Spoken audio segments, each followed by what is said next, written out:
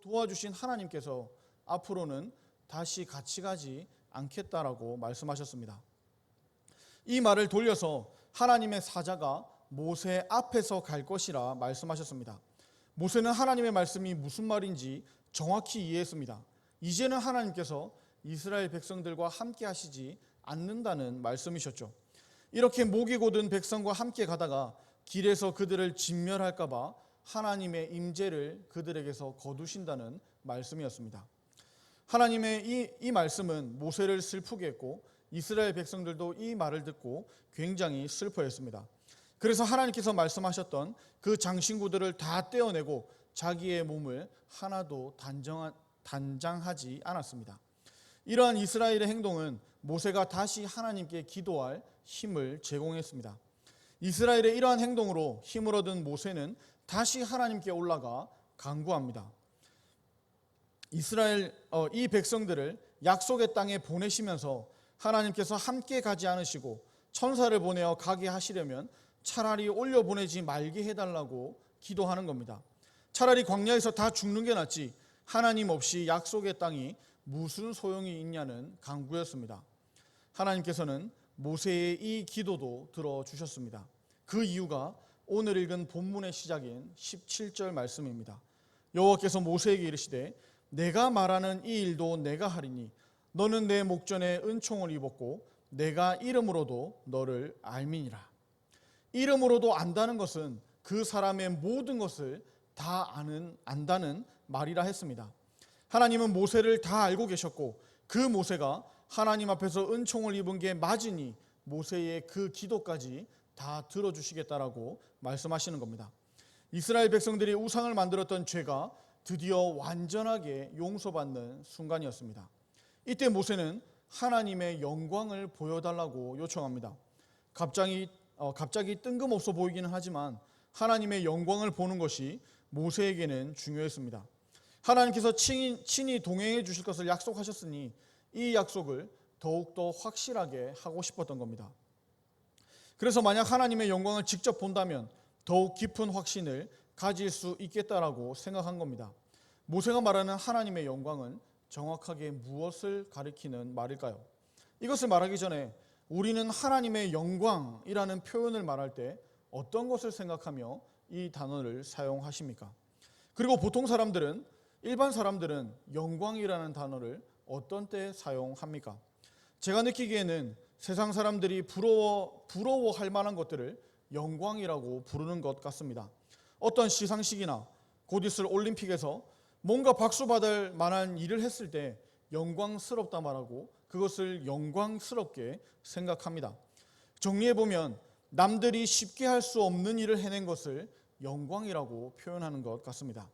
그런데 세상에서 정의하는 영광과 하나님의 영광이 같은 의미인지는 우리가 한번 생각해 볼 필요가 있습니다. 하나님은 하나님의 영광을 보여달라는 모세의 기도에 다음과 같이 응답하십니다. 19절입니다. 여호와께서 이르시되 내가 내 모든 선한 것을 내 앞으로 지나가게 하고 여호와의 이름을 내 앞에 선포하리라. 나는 은혜 베풀 자에게 은혜를 베풀고 긍휼히 여길 자에게 긍휼을 베푸느니라. 19절에서는 하나님의 영광을 네 가지로 이야기합니다. 첫 번째는 하나님의 모든 선한 것입니다. 두 번째는 여호와의 이름입니다. 세 번째는 은혜를 베푸는 것이고 마지막은 긍휼을 베푸는 것입니다. 먼저 하나님은 하나님의 모든 선한 것을 모세 앞으로 지나가게 하시겠다고 말씀하셨습니다. 선한 것이라는 말은 하나님의 좋은 모습을 말하는 단어가 아닙니다. 하나님의 성격, 하나님의 속성을 가리키는 단어입니다. 모세가 하나님의 영광을 보여달라고 했을 때 하나님은 어떤 나타나 보이는 모습을 보이시는 게 아니라 그 안의 성격, 보이지 않는 본질을 보이시겠다라고 말씀하시는 겁니다. 그러나 모세를 포함한 우리는 늘 외면에만 관심이 있습니다. 그런 우리에게 하나님은 성경 많은 곳에서 하나님의 관심이 무엇인지를 우리에게 말씀하셨습니다. 먼저 신명기 10장 17절입니다. 너희의 하나님 여호와는 신 가운데 신이시며 주 가운데 주시오 크고 능하신 두려우신 하나님이시라. 사람을 외모로 보지 아니하시며 뇌물을 받지 아니하시고. 계속해서 사무엘상 16장 7절입니다. 여호와께서 사무엘에게 이르시되 그의 용모와 키를 보지 말라. 내가 이미 그를 버려놓으라. 내가 보는 것은 사람과 같지 아니하니 사람은 외모를 보거니와 나 여호와는 중심을 보느니라 하시더라. 마지막으로 로마서 2장 11절입니다. 이는 하나님께서 외모로 사람을 취하지 아니하심이라. 하나님은 겉으로 보이는 것보다 그 보이는 것 안의 내용을 더 중요하게 생각하십니다. 그러니 하나님은 하나님의 본질, 즉 모든 선한 것을 모세 앞으로 지나가게 하시겠다고 말씀하시는 겁니다. 이어서 여호와의 이름을 선포한다고 말씀하십니다. 이것은 처음 모세와 하나님이 만났던 장면을 떠올리게 하죠. 출애굽기 3장 13절과 14절에서 모세가 하나님의 이름을 묻는 장면입니다. 이름이 무엇이냐 하리니 내가 무엇이라고 그들에게 말하리이까? 하나님의 답은 나는 스스로 있는 자이니라. 하나님이 우리에게 보이고 싶었던 것은 외적인 것이 아니라 내적인 것, 즉 본질이라 했습니다. 3장에서 모세가 물어봤던 단순한 이름이 아니라 이름까지 포함한 모든 것을 다 선포하시겠다 말씀하시는 겁니다. 앞에 17절에서 모세를 이름으로도 안다는 말씀은 모세의 모든 것을 다 안다는 말이라고 했었습니다. 이름이 그 사람의 전부를 나타내어 표현할 수 있는 것이기 때문입니다. 여호와의 이름을 선포한다는 것이 영광이라는 것은 하나님 전체가 또는 하나님 자체가 영광이시라는 것이죠. 이것은 첫 번째 모든 선한 것과 연결이 됩니다. 하나님 자체가 선하시며 하나님 전부가 영광이라는 겁니다. 이어지는 은혜와 긍휼도 비슷합니다. 하나님은 어떤 것이 어떤 사람이 어떤 것을 필요로 할 때 그것을 주시는 은혜와 불쌍한 사람을 가엾게 여기고 돕는 긍휼을 영광이라고 말씀하십니다. 그런데 여기에는 한 가지 조건이 붙습니다. 은혜와 긍휼의 대상은 하나님께서 주권적으로 선택하신다는 겁니다. 누가 은혜 받을 자입니까? 누가 긍휼히 여김을 받을 자입니까? 그것은 하나님이 선택하신다는 겁니다. 어쨌든 하나님께서 은혜 베푸시는 것과 긍휼을 베푸시는 것이 하나님의 영광이라고 말씀하십니다. 이렇게 19절에서 네 가지 영광을 말씀하셨습니다. 그리고 20절에는 모세가 원했던 영광, 그것까지 말씀하십니다. 20절입니다. 또 이르시되 네가 내 얼굴은 보지 못하리니 나를 보고 살 자가 없음이니라. 그러니까 모세는 하나님의 영광, 즉 하나님의 얼굴을 구했지만 하나님은 하나님의 영광을 하나님의 선하심, 하나님의 이름, 하나님의 사역, 그리고 하나님의 얼굴까지로 이해하셨습니다. 모세는, 그리고 우리도 하나님의 영광, 즉 하나님의 얼굴, 더 정확하게는 하나님의 능력만 구합니다. 하나님 우리와 함께 하신다 하셨으니 그러면 하나님의 영광을 나에게 보여달라는 겁니다. 하나님을 눈에 보이게 확인시켜 달라고 요청합니다. 그러나 하나님은 우리의 그런 요청에 이렇게 답하십니다. 나를 보고 살 자가 없음이니라. 저도 하나님을 보여달라는 기도를 참 많이 했었습니다. 지금 생각해보면 정말 무식해서 용감할 수 있었다는 생각을 많이 합니다. 성경에서 하나님의 영광을 본 사람들의 반응이 어떠했습니까? 화로다 나여 망하게 되었도다. 주여 나를 떠나소서 나는 죄인이로소이다. 다들 이렇게 하나님의 영광을 보면 두려움에 벌벌 떨었습니다. 저도 성경을 배워가면 배워갈수록 알면 알아갈수록 하나님을 볼 자신이 없어졌습니다. 하나님의 높으심과 나의 낮음이 너무 차이가 커서 감히 하나님 앞에 설 수 없겠다라는 생각이 드는 겁니다. 자신이 없어지는 겁니다. 그러면서도 동시에 그래도 하나님께서 나와 함께 하시기를 두려움과 떨림으로 계속해서 기도할 뿐입니다. 그런 저에게 그리고 여러분에게 하나님은 은혜와 긍휼로 함께 하십니다. 왜 그렇습니까? 하나님께서 보시기에 우리가 은혜 받을 자이며 우리가 긍휼을 얻을 자이기 때문입니다. 다시 성경으로 돌아가서 하나님은 모세의 요청이 무엇인지 분명하게 하셨습니다. 모세는 하나님의 영광, 즉 하나님의 얼굴을 구하고 있습니다. 그래서 하나님은 모세에게 말씀하시죠. 모세, 네가 내 얼굴을 보면 죽는다고 말씀하십니다. 하나님의 얼굴을 보고서는 살 자가 없다고 하십니다. 그러면서도 하나님을 보고 싶어하는 모세를 위해서 하나님은 하나님의 영광을 보여주려고 하십니다. 먼저 21절이죠. 하나님을 보고서는 살 자가 없기에 하나님은 모세를 한 반석 위에 서라고 하십니다. 그리고는 22절에 하나님의 영광이 지나갈 때 모세를 반석 틈에 두시고 손으로 덮으신다고 하십니다. 언제까지요? 하나님께서 지나가실 때까지입니다. 23절을 보니 하나님께서 지나도록 손으로 모세를 덮으셨다가 손을 거두신다고 하십니다. 그러면 드디어 모세가 하나님의 영광을 볼 수는 있는데 하나님의 등만 볼 수 있다라고 말씀하십니다. 그러나 다시 강조하시며 말씀하시기를 역시 얼굴은 보지 못할 것이라 말씀하셨습니다.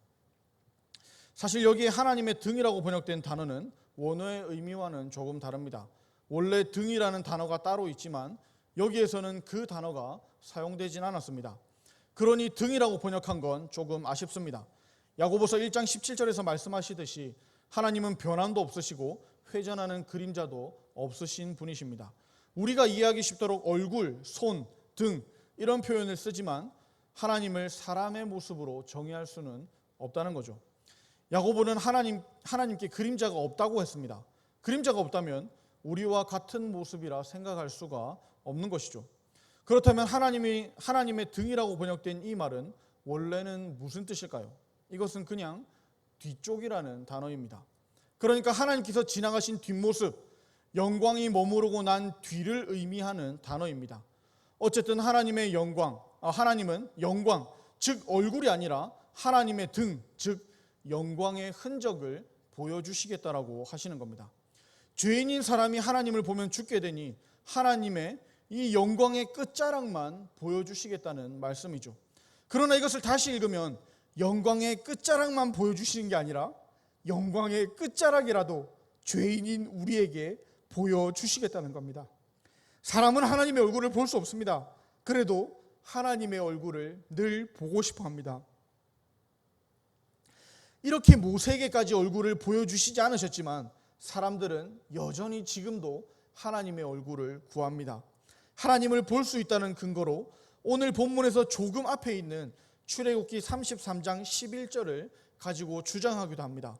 읽어볼까요? 사람이 자기의 친구와 이야기함 같이 여호와께서는 모세와 대면하여 말씀하시며 모세는 진으로 돌아오나 눈의 아들 젊은 수종자 여호수아는 회막을 떠나지 아니하니라. 친구와 이야기함 같이 하나님께서 모세와 어떻게 말씀을 나누셨다고 합니까? 대면하여 말씀을 나누셨다 합니다. 대면은 말 그대로 얼굴과 얼굴을 맞대어 서로 쳐다보는 것을 이야기합니다. 하지만 여기서 대면하여 말씀하셨다는 것은 진짜 얼굴과 얼굴을 맞대어 이야기했다는 뜻은 아닙니다. 핵심은 그 정도로 친하게 서로 대화를 나눴다는 것이지 서로 얼굴을 보며 이야기했다는 말은 아니라는 겁니다. 모세도 하나님의 얼굴을 보지 못했습니다.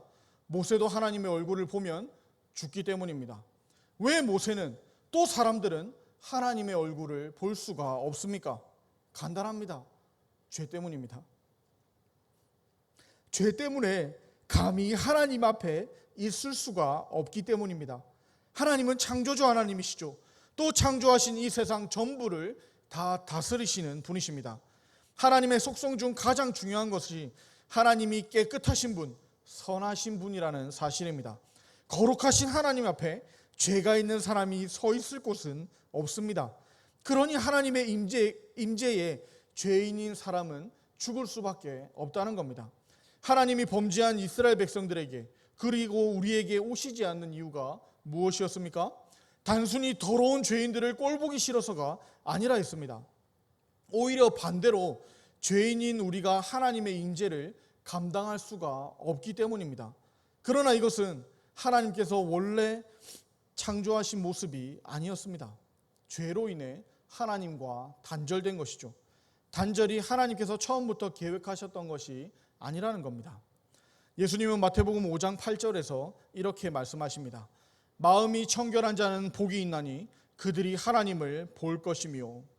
그러나 우리는 마음에 죄가 가득한데 어떻게 하나님을 찾고 하나님을 구하고 하나님을 볼 수가 있겠습니까?